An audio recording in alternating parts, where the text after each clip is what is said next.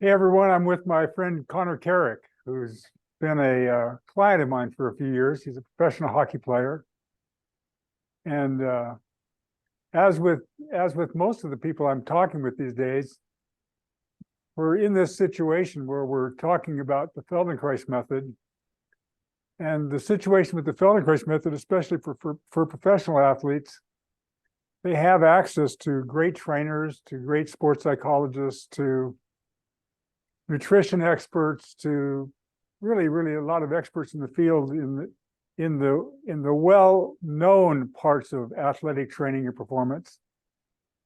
But the Feldenkrais method actually asks people to enter into another paradigm of study and self-growth, self-development. And Connor found me somewhere along the line, and so I thought it'd be fun for Connor to take a moment and explain how in the hell, how did you find me, Connor? And tell people a little bit about your background before you start talking about that. Well, for one, I'm definitely always looking, and I think that's kind of on brand for the Feldenkrais method and a lot of what you know your community sort of supports and encourages this curiosity, this playfulness has always been a part of me. I grew up in Orland Park, Illinois, oldest of three boys. We were all athletes. And I grew up, pretty close to a hockey rink. I was pretty good, got selected to some, AAA teams and kind of made my way up through juniors and got drafted and, became a professional with another client of yours. Adam Oates was my head coach at 19, and I wasn't particularly scheduled to make the team. And now fast forward, this will be my 11th year professional. And I've played in the NHL a bunch. I've played in the AHL a bunch. And I think, I've always been hungry for sure to, extend the upper limit of my game. And I know what my best feels like. And there's a particular feeling that, I'm always trying to pursue, like this ability to identify green lights on the ice and execute what it is I'm seeing and feeling. And so the Feldenkrais method fits in there. But also I think spiritually, like I've always just been a curious, deep thinker. And I think the Feldenkrais method kind of allowed me to enter into states that felt very playful and at ease. And I'm someone who's dealt with anxiety issues in my lifetime, and there was a certain quietness that was irrefutable in my, I think the first time we did, what was it, an FI session with you, and then the awareness through movement came later, but it's been fun. So functional integration is it looks like a person's, we have a table and we work with our hands with the person that we're working with. It's a one-to-one session that's basically designed to ask a person questions to turn their attention inward into themselves and discover a potential that they don't know that they don't know. And part of that is to help them engage in being more coordinated, to bring to for their brain to coordinate activity in a more refined way than they previously have known. So can you remember the first FI session we had? You're extremely well. Yeah. Yeah. So what happened in that session? What did you come in with? What was your curiosity, and Well, what I, was I it that? definitely came in with a result in mind. I wanted to feel better, whatever that was, and which I did. But there was this, there was one particular moment, for example, where you pushed on, sort of the ball of each foot. That's how I would identify it, as the ball of each foot. Right. You might have, better vernacular. And there was a sensation of, the left foot, I really felt your force, which was minimal, it was a gentle deal, all the way up through my collarbone. Like I felt this whole structural stack of this energy coming through me. And then there was a moment of literal numbness on the right foot where you were touching me, and then I didn't, register that. And I mean, as an athlete, I'm I relate to this sense of refinement, right? If I hold a stick, I'm a right shot. If I hold a stick of a certain curve or a certain length, like I can just feel how this would kind of, enter into my game.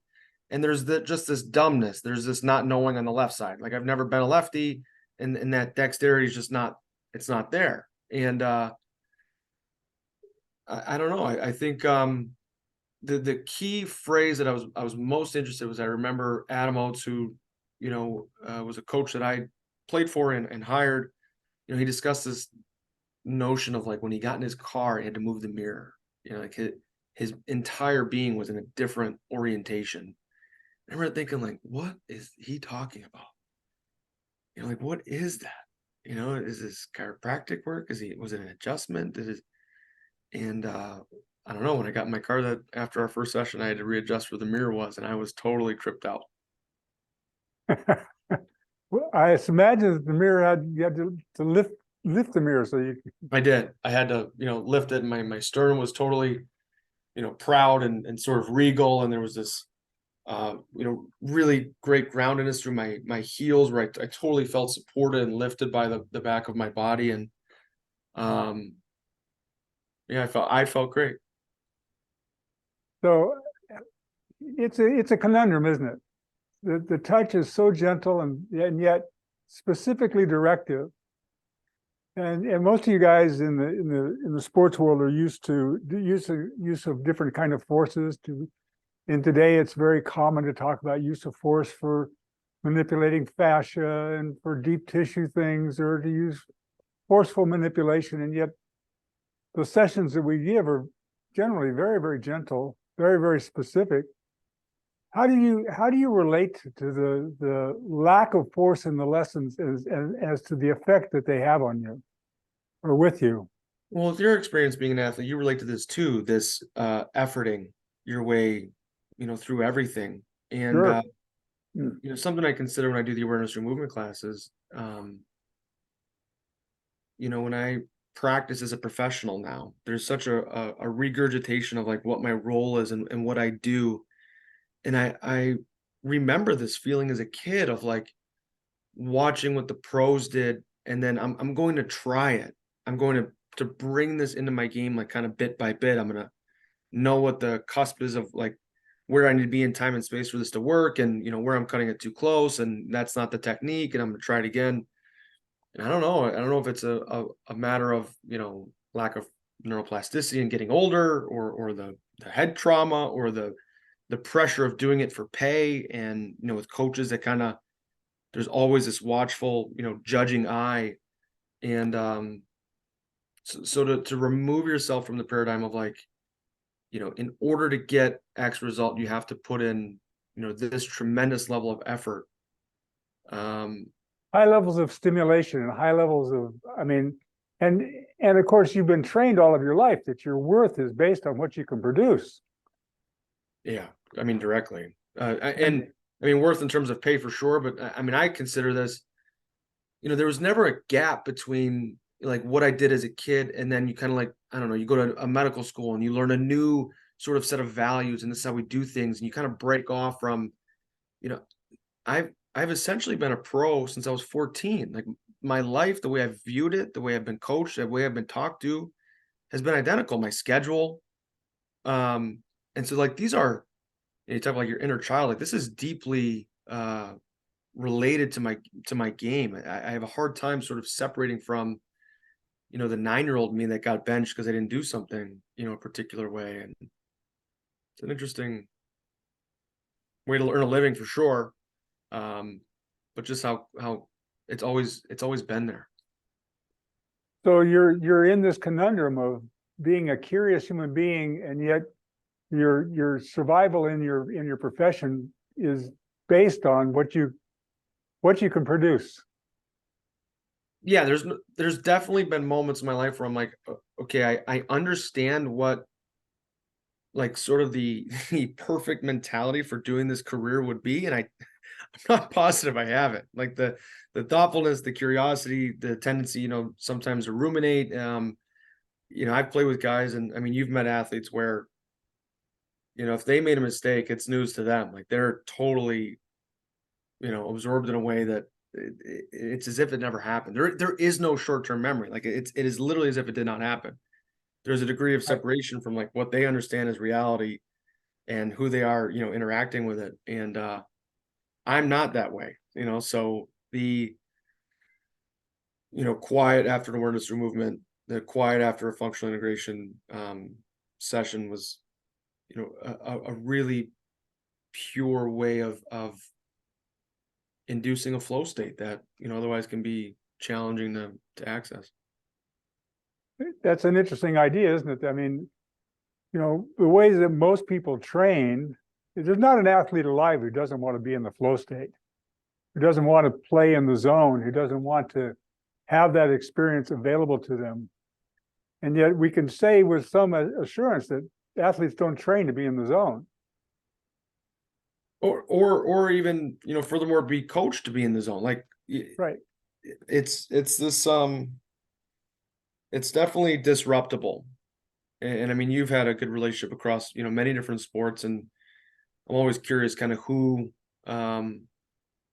is most ahead of the curve, or doing it the right way. And, hockey's, it's such a fast game. It's so uncertain given just the ice surface. Like there's so many variables involved, and to really truly understand what's going on, on a team level, at like a statistics analytics level every night, and then all the way down to the nervous system of each individual player. Like, what are they seeing? What are they feeling? Why did they miss that? They generally don't. And to unravel all that is really it's fun. It's what I try to do, but Well, every athlete is playing based on the compensations that they've had from the injuries they've had and from the shock, the different impacts that they've had, the way that they were raised. Obviously, our conditioning plays a huge role in how we sense ourselves when it comes to our preparation for performance or to play. You mentioned head injuries, so tell me some of the head injuries that you've had, and how have you used the Feldenkrais method to help you recover from head injuries? I mean, what did you notice that was taking place, and then when you got involved with the Feldenkrais method, what happened? How did some of that stuff, that opaqueness, clear up for you? it showed up a lot as, and I mean, I've taken a lot of contact over the years. Every hockey player has been hit a bunch, more than they'd like. And I do actively, through the hockey sense of the game, through video work, like try to understand high volume areas where, like, where am I taking a lot of contact? How can that be avoided with my technique? And that's all, great. And then, it's after after you've done the high level of learning or practice on the ice, like, okay, now what? Maybe we don't want to smash our nervous system through, barbells or through high lactic, threshold sort of environments. Breath work's helpful, but it's not as active physically. Meditation's a great practice again. But we're athletes. Like, we, live and breathe in the world of motion, and the sensitivity to that. And so really for me, it was the anxiety relief, the sleep improvement. Like, I will use it in the evening, my awareness through movement, a lot, just to get into it. It kind of goes beyond, I feel like, the simple description of like sympathetic, parasympathetic. Like, it's something totally better than than both of those sort of feelings. And the brain fog, like, there is when you're thinking really clearly, when you're thinking really creatively, or when I am, it's generally not through like the attempt to do so. Like, I may have set aside the time to do so. But when I'm really functioning at a high level, like, it should be easy. It's like this download sort of effect where I'm just kind of receiving what's coming in. And that's the $1,000,000 question. Okay, how could I get into a state where that's more effortless? Right. And that's what the Feldenkrais method is, for me. And I mean, I've used some other things too. Like, I've gotten into this, like, neural feedback's been fun, to kind of play with, understand what's going on in the central nervous system, and they have a cool perspective on it. And that, again, extremely passive. So there's this whole newfound love for, like, I'm not afraid to effort my way through things. I'm not afraid to work hard. Like, I've done that since I was 5 I've seen you in the gym. Right. And so, what degree of that is helping and what degree of that is busy work, and really driving results, but it's also, fun. Like, when you're on the ice and you feel good, when you feel good in your body, there comes a moment where you're no longer like doing it for a result, like that is The the process carry. itself is what you're there for. Yes. It it's interesting, and and there aren't many. I mean, people have to work hard to improve their coordination, and oftentimes they keep practicing from within their well-known self-image, so that well-known set of patterns isn't not very flexible for actually improving overall coordination. Mhm. And so when we're talking about to the public, we're talking to people about the Feldenkrais method here, the process of awareness through movement, which is a very, very concrete practice of you having to, a direction is given to you about noticing. Notice if you're sitting more on your left side of your pelvis or the right. Or when you inhale, can you sense, is there more breath coming to the left side of your chest or your right? So that in the very beginning, you have to start taking your attention into finer and finer details. And then so in details you would never think about until you're asked. But as soon as you ask them, they become a part of your overall sense of yourself.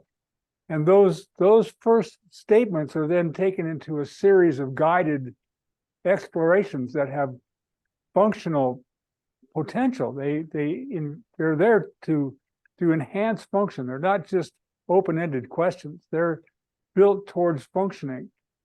So when you involve yourself in awareness of movement and you watch yourself coming into a sense of a more coordinated sense of whole, how do you take that with you? How do you take that to play? And one more thing, because the lessons you don't do a lesson like there's not 10 lessons that you do over and over. There are hundreds of lessons. In my library, there's 280 plus lessons at this point. And every lesson is unique. It's a unique exploration into how we function in gravity. So not only do you take the lesson into, but how does this matrix of lessons, how do they fit together and how do they help you have a greater representation of yourself? What it really creates for me is this sort of standard of, okay, this is what optimal or really a high level of coordination could feel like in my body. And so this question of grace starts to enter everywhere. If I wanted to get up out of this chair and begin to walk towards the door, prior to the Feldenkrais method, that was just something I did. And now you start to know that this three-dimensionality, this awareness of exactly how you would, sort of coordinate one step at a time, starts to infiltrate everything that I do. And it really becomes the world becomes this like playground in which you can kind of Right. mess around and fumble around and try things. And you really start to consider like, oh my God, what have I been doing all these years? What was I doing? How did no one bring this up? Right. And particularly I'm competitive in a hockey context. So, we discussed this concept of the compensations and blind spots and sort of like, trigger points where you try to handle a puck in a certain fashion and you just totally turn off, or you have a habit of skating in a particular area. And by the time you actually organize yourself in the puck, oh my goodness, it's like texting while driving. You've traveled 30 feet, at 20 miles an hour. And that's simply a dangerous thing to do when other guys are looking to hit you. So it really becomes this question of, and you ask it oftentimes in the class, like, what would easier feel like? How would you make the left look like the right? And so, and I would say, because of the variety in the courses that you offer, there's dexterity in certain parts of the body like that I didn't even consider that I was out of touch with in a lot of ways, if Right. that makes sense. And I guess the one practice that I've enjoyed probably the most and the most often since engaging with the Feldenkrais method would be this concept of watching like the different shapes I see on the ice. Like, okay, like how does one's knees, like how do they kind of come together, and like what's their torso doing? Like to what degree is it kind of leaning over, towards their stick to create some torque? And one guy kind of takes a one timer like this, and the other guy kind of takes it, with it up towards the ear. And what would each kind of feel like if I were in a certain area of the rink, and you can really practice this physical sensation miles away from a rink with no gear on, and it very much, that feeling is rememberable and coordinated the next time I get out there. Like, I can use it immediately with having had no access to ice. It's remarkable, isn't it, that that level of imagery, that level of being internally three-dimensionally practicing has such a huge correlation to what actually takes place when you're on the ice. Well, like, there was a course that you did where you were really discussing high-end putters and golfers and this oneness with their club, Yeah. right? And the way that they would kind of set it down instead of throwing it out and then wrapping their body, around this thing. Yes. And I mean, I can use words to describe it, but if anyone wants to pull up that 12-second clip of you messing with the stick in your basement, like, you can see it. You know what it looks like in the real world. And it's this level of grace and incredible athleticism that, and you use the kind of the black belt description a lot. Did a 6-degree black belt, do they have more chi, or are they just like more refined and better at this? And you see that a lot in hockey. Like, it's not a mistake that Alex Ovechkin scores. Like, he's not just throwing shrapnel at the net and hoping it goes in. Like, there's a degree of knowingness that he has that other players don't have. He certainly gets himself into position, and he's able to anticipate the entirety of the play in such a way that he's seconds ahead of everybody else. Yes. And then able to just execute that shot with such a degree of consistency, despite, maybe the pass wasn't consistent. Maybe he was in a different. The ice is, the puck is bouncing. I mean, people don't understand. It looks like it's a smooth sheet, but that puck is bouncing all over the place. And it's incredible. Like, when you watch, there's compilations on YouTube of him, of Steven Stamkos, and it's a really easy spot of the rink to watch because it's on the power play and it's generally slowed down and it's such a predictable area. And it's cool when you really zoom out and see players have that level of excellence in other areas of their game. Ovechkin's just been so special at that spot for such a long time. And yeah, I mean, I got a little bit of that. I got a little bit of that in my game that, really before working with Adam, working with someone like yourself, like, I wasn't as dynamic in that area, but then once you really start to, okay, it's not magic going on over there. Like, there's something he's doing.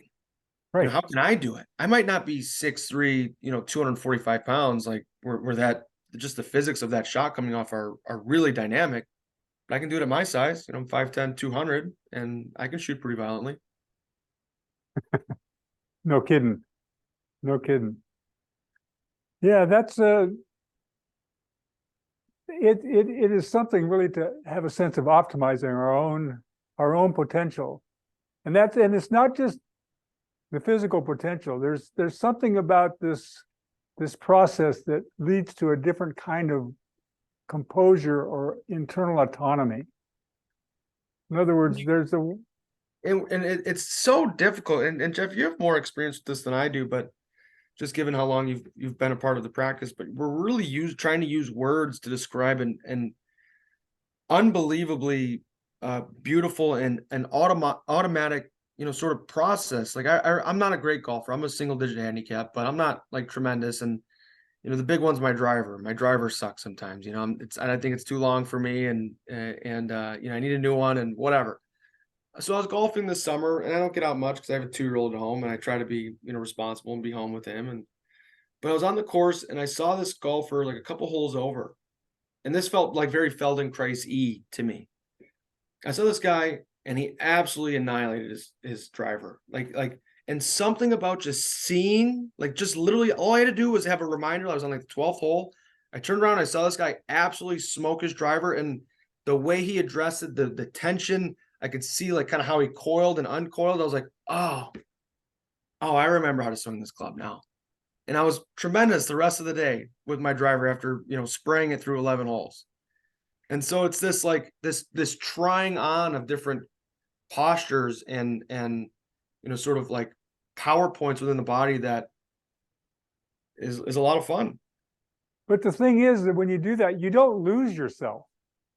You have something that you can call something deeply integrated within yourself that has the, I mean, unless you have this, it's not easy to imitate or to try other things, because you want, people have a tendency to want to maintain some sense of themselves, which keeps them out of the realm of curiosity. It keeps them out of learning. It keeps them out of the ability to make distinctions.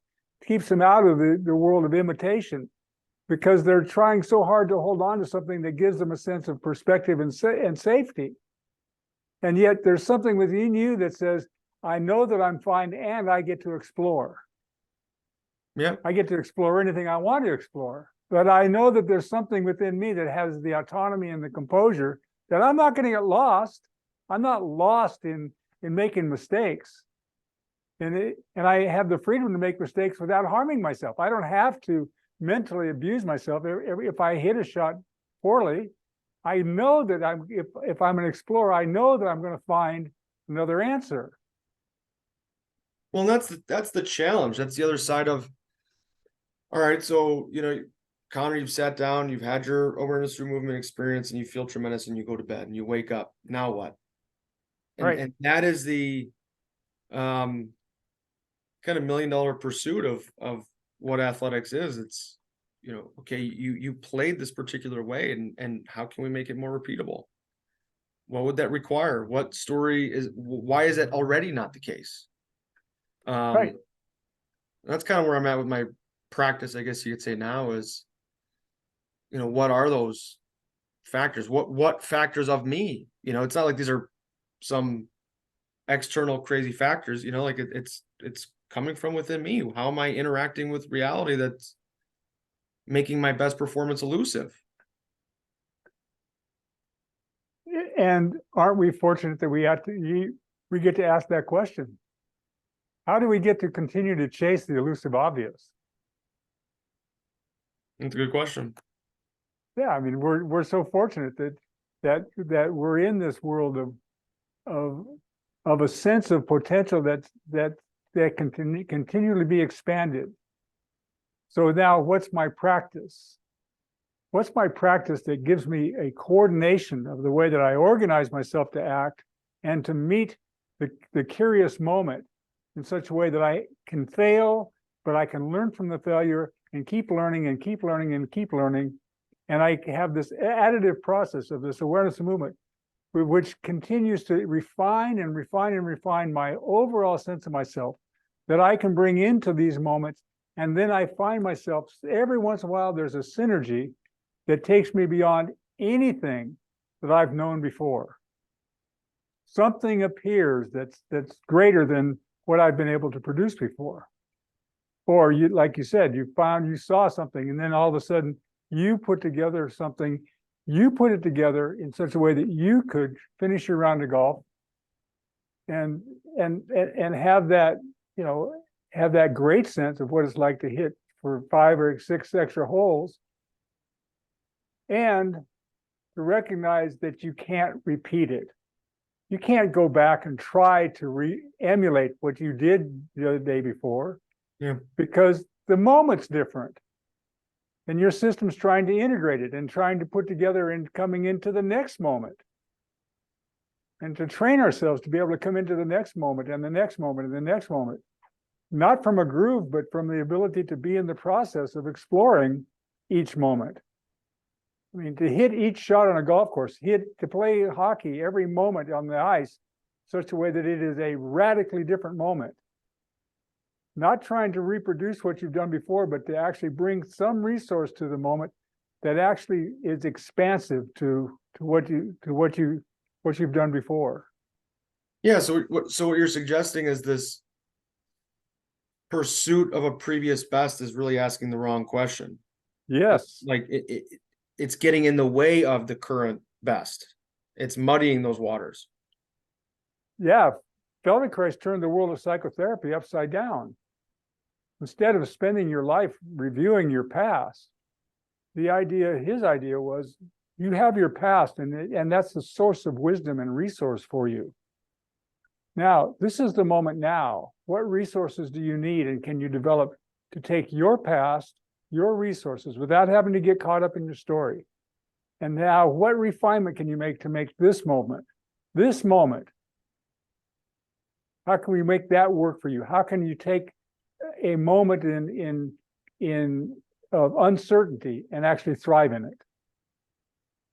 That's turning the whole world of psychotherapy upside down. That's what any athlete who's really, really effective does. Right? Yeah, Like you it's said, a perpetual now. It's a perpetual beginning. perpetual now. They've already forgotten the bad shot, but they learned something from it. They've taken it in and they're ready to, and it's not going to happen to them the next time they come down the ice. They're not going to rely on a pattern that didn't work. Somehow they assimilate it quickly and they recognize the situations and adjust themselves to the situations that they're in, actually what's actually in front of them. Yeah, I like that. I like it too. I like that. Learned something today. But so how does awareness to movement support that? I mean, I think it creates these like gold standard moments in my life, and it becomes easy through some of the congestion of life, the monotony where you forget. I think Tim Ferriss has this question as sort of a grounding practice for him too, is like, what am I making more difficult for myself? How can I make this easy? And that really is fundamental to the awareness through movement classes, is like, okay, where am I gritting my teeth where that's the inappropriate tool? Right. What does, and to get back to the perpetual now moment, like, what does agency look for me currently? Right. What is, and when you really get small and in the now, like, those answers become very obvious and accessible, and sort of this mountain of, oh my God, like, I need to get, so much better in my career, or my relationship's been so difficult lately, or, whatever, on and on and on, those questions come from like they transition from something to this wisdom that's actually accessible and rememberable under stressful moments. If that makes sense. Right. Yeah, absolutely. Yeah, Like, absolutely. it's not enough to like know what you know. It's like you need to remember it when you need it. Everyone's had this conversation where they walk away and like, I should have said this to the girl, or I should have said this to the waiter, or the boss, or whatever. And it's like, how could you remember when you needed to know it? That's what we're after. Exactly. That's that sense of composure that I was talking about. I don't want to leave this conversation with you and go, I wish I would have done that. I wish we would have gotten to that. It's like really being here and listening to the conversation and then plumbing for, okay, what's the next question, and how does this process that was developed by Feldenkrais, hundreds of lessons. I mean, on my website at this point in time, I've recorded 280 plus lessons since COVID started. Mhm. You can find on the internet, you can find 1,000 lessons, every one of them an investigation into the nature of how do we live in the field of gravity? How do we function? How do we organize our eyes, our breath, our balance, our ability to manipulate ourselves, to manipulate the stick, to ambulate, to move from point to point? How does all this fit into a system of relating to the environment, us as a system? So there are hundreds and hundreds of opportunities for this process, just like a baby on the floor who's just beginning to roll over, and all it just seeking the information it needs to be able to use the ground as the next affordance to organize themselves so that they make the next little piece of information that brings them closer to the ability to stand. And no baby who isn't brain damaged or isn't damaged in some way, no baby fails to stand. No baby fails to find their own unique way of walking. Every one of them has had their own unique experience. No other person has had that experience. It's their unique experience. in the way that they've related to the environment and the way that their nervous system built and put together the information it needed to coordinate them into the activity of lifting themselves from the floor through their skeleton so they can ambulate. And awareness to movement is exactly that same process of asking the question of how can I learn to ambulate? How can I learn to organize myself in a finer way? There's no difference in that process. It's the same nervous system. Your nervous system has had that capacity since you were born. It didn't go away. 375 million years ago, when the first tetrapods came on the planet, their nervous system organized their musculature to lift them away from the ground.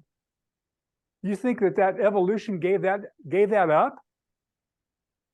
It couldn't have.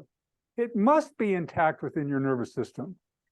The question is how do we learn to utilize this capacity for paying attention and for making a continued new endeavor, new way of coordinating ourselves, and then taking those new ways of coordinating ourselves into the field of whatever it is we endeavor to make our living, or to work with people, or to do hockey or play golf, or Well, that's what I think is so cool about the sport of golf, or I'm sorry, the sport of hockey at large, is it is this totally novel, like, human beings have not been on skates for millennia. And so it's this relatively like different phenomenon. There's nothing Right. like it. There's nothing with shoes that you'll experience, Right. similar to the sport. And there's such this, so I work with you. I work with a figure skating coach in the summer, and there's this similar appreciation for grace and ease. There's no efforting your way through, triple axles. Like it needs to be this unraveling. Like you've created this tension where there is no choice but for the momentum to carry on Right. in this manner. And when I do my awareness through movement, when I lift weights with a degree of paying attention, I actually found a strength coach in the summer, Jeff, who functions like very similar. Like there's such a tension in the way that we're managing tension and force, and the weight is totally irrelevant. The exercise is totally irrelevant. There's a refinement, and when I get on the ice, there's this like moving walkway sensation, like I'm Yeah. at the airport, and there's this, oh man, where did that come from? Where is that momentum oozing out of me from? And I experienced it the other way, where there's this, we're going to go through training camp, and the next couple of days are going to be, high lactic threshold environments, a lot of efforting, a lot of trying harder, and, coaches yelling and high stress. And I've experienced it where I go through these, particularly taxing skates, for example, and your nervous system remembers it the next day. You get out there and you feel clunky, you feel choppy. Like this is beyond like, oh, maybe my HRV was lower, my recovery was bad. Like it's not that. And so it really helps remember that question. And this is kind of how I, play with the awareness through movement. I play with, Adam's stuff. I play with your practice. Like, okay, what would the literal first movement of my stride feel like if it were to be as smooth as possible? Like, what would using my whole foot be like? Am I actually feeling my whole blade, or is like there a part that's numb to me today? And I mean, I experience it every day. I can lace my skates a certain way, and just because of, the way gravity kind of comes, through my nervous system, through my spine, my stick can feel too short. It's the same stick. And then I can lace my skates a different way and kind of have a different sense of support, and my stick feels too long. It's the same stick. Like it's the same guy. And so I have this really honest feedback tool in terms of how I feel out there that is unavoidable. It kind of smacks you in the face of, you have to pay attention to this. Like you have to get back to, give your nervous system like a little treat. Give it 5-10 minutes of remembering what it is to feel real gooey and easy, and to shoot with that whip, instead of, blocky and robotic and tense.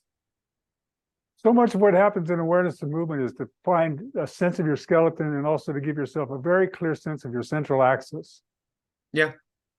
A very clear sense of from the force vectors coming from your feet through your legs into your hip joints, then your spine being supporting your head like a piston, So it's not the force of gravity come down, but you actually finding the ability to organize yourself so the forces come up and through your skeleton to support you, but you have a clear sort of central axis that right and left become more available to you. And that was just interesting when you were talking about doing triple axles and working with figure skaters. I mean, I think it's so crucial for any hockey player, especially to have a profound sense of your central axis, because you have to be able to turn just as freely one way as you do the other. How has that grown for you? What have you discovered about that? I mean, the tension in my hands, like what does my stick feel like? Like it's this ore that I can use as a sense of momentum all around the rink. The tension for sure in terms of like how flex leaves my stick. Like I've really noticed the way guys pass. You know, would that pass be easy to catch? Would that one be easy to shoot? And you're always trying to create some sort of knowingness amongst your teammates that like you're predictable and that you're going to execute what it is they're feeling you're going to do. And on the other side of that is like this total sense of command that puts the other team kind of on their heels, and they have to respect you because they can tell by how, you know, the tension that you have, the way in which your gaze is kind of setting them, that you're prepared. Like you're not easily surprised. You're not able to be attacked at this moment. And so how do I, you know, as a hockey player, like kind of understand the momentum, understand and feel what the decision making at a high level and at a high speed, what does it even look and feel like? So that's something I'll do, for example, now is like, okay, if I made that play, fine. You know, that was a nice play. That wasn't a nice play. I'll evaluate that later. But, you know, what would, like, if I really wanted to even be in a position to know that that was my next play, like, what would I have to do? What would the kind of the feeling in my hips, my body, what would that even look like? You know, and you're kind of able to try some things on in a quieter, you know, lower pressure environment, you know, maybe not, you know, mid game, but you can really kind of remember. It's like this emerging remembrance of what better would feel like. Well, hockey, like basketball, is such an amoebic game that if you create a force in one place and the defense has to react to you, something's open. Yes. Yes, and it's such a game of momentum where you'll want to be playing at a certain pace, and then if one player sort of changes the angle or the pace at which he's playing, like you have a physical choice that's sometimes costly. Like it will be difficult for me to slow my momentum at this pace, but I have to, and I have to be in a position to even be able to recognize that soon enough, right? Like people, it's interesting, and Adam, you know, talks about this. I've mentioned him a couple times on this podcast, but like there's this notion of like, are you on offense or defense? And you have a certain posture depending on whether, like a lot of the games played where you don't know, like you're kind of on both. Yeah, the answer is yes. The answer is yes. Like you're doing both. So how could I I mean, hedge? your defense is the beginning of your offense. Yes. I mean, and your offense, I mean, things shift and you're immediately, I mean, it melds. It's not one or the other. It's No. not this or that. It's not just because the other team has the puck. It's, I mean, your defense you make the right move and you're on offense immediately. Yeah, I mean, you've already intercepted the puck again, and you've immediately taken it back. So when did your defense not become offense? Like I'll use this analogy that's used a lot with, I'm a defenseman, so you know the coaches will say this one a lot. Like we need to, you know, pursue in the corner or close quickly off the rush so we can kill the play. We want to kill that play. No. Like no, now that I, like, let's say strip the puck from the offensive player or something, there's now another battle upon which, like, if there is any lapse in, because it's like this human nervous system, like, oh, I've done something good. And then there's like this lapse in decision making, like you go offline. And That microsecond.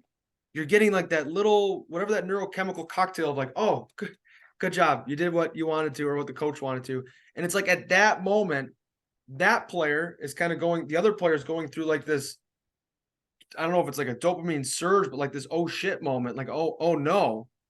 And I need to come up with this heroic effort to make up for my loss. And all of a sudden, you think you've killed the play, and they're coming up with some odd solution that you did not think they were capable of to strip the puck through your legs. And now you've got this false positive that is irreparable. You Right.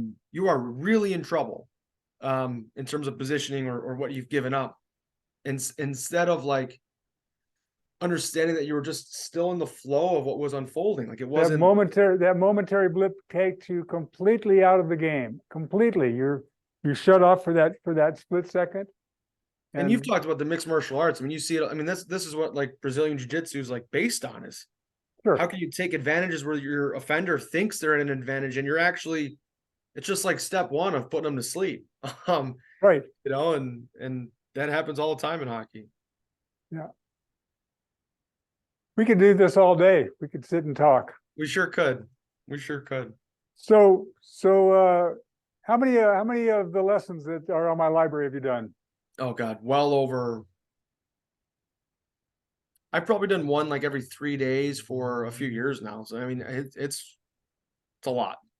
100 It's a lot. plus. And it was really wonderful. I had a teammate last year, and we had a space in like our apartment building. We do that a lot, and it was something we could, you know, bond over. And it's kind of for teammates that are, I think, open to it. Like I'm really excited to show this to them, and for athletes that kind of miss that inquisitive nature, maybe this is exactly what they need. But like, there's this weird. I asked you the one time. I said like, I love these classes. What is this like resistance to doing them? Why do I sometimes find reasons to not do them?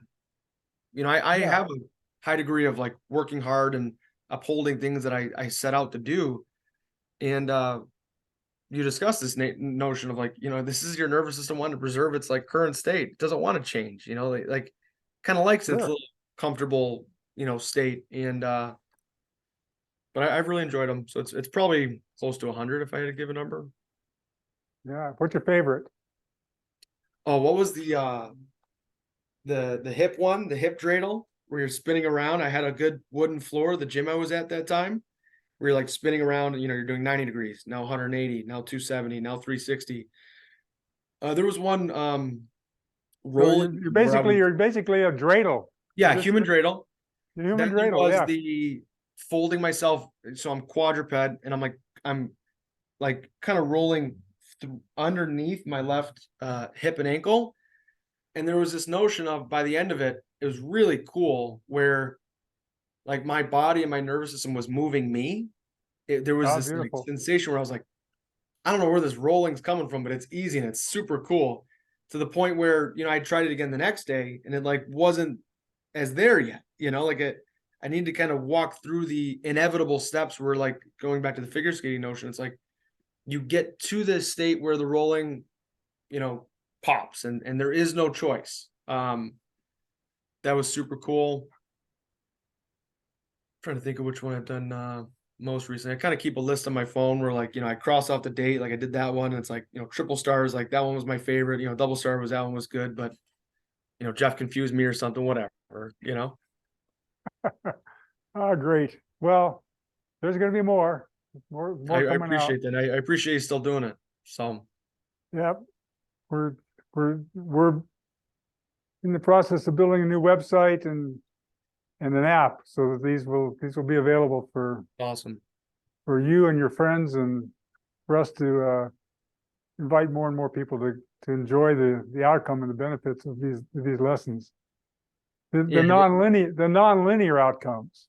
the nonlinear outcomes, they're reminding that, you know, there's a whole, whatever you're feeling, there is another group of sensations and brain, head, heart space that is available to you, like in a rather short period of time, if you're, you know, just able to kind of intercept the inertia enough. Yeah. Thanks, man. Anytime. Great to have this conversation with you. Absolutely, Jeff. Anytime.